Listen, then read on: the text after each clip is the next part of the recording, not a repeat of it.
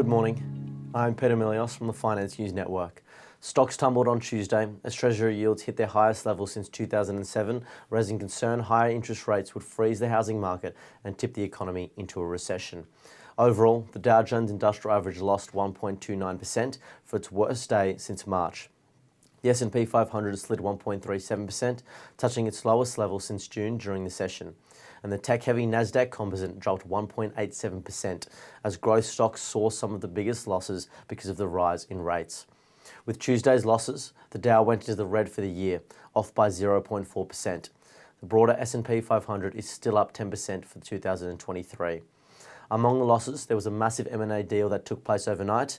Eli Lilly & Co. is set to acquire Point Biopharma Global for $1.4 billion, granting them access to experimental cancer therapies with precise targeting capabilities.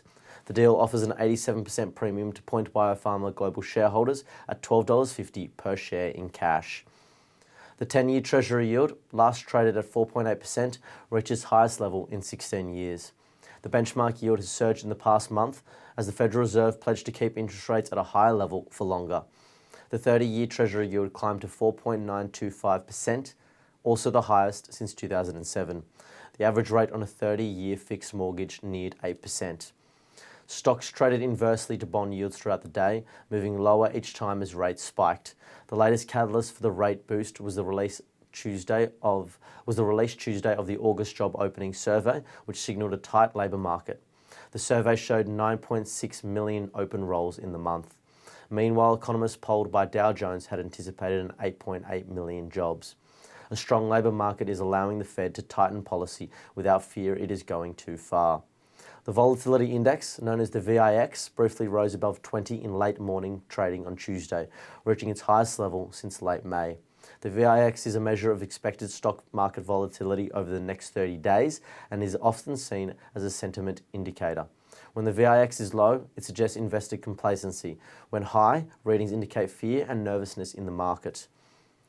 Turning to commodities now, renewable energy stocks have experienced a notable decline in recent months, largely trailing behind fossil fuel companies, with the S&P Global Clean Energy Index, consisting of major players in the renewable sector, witnessing a 20.2% decrease in value over the past 2 months due to adverse impact of rising interest rates.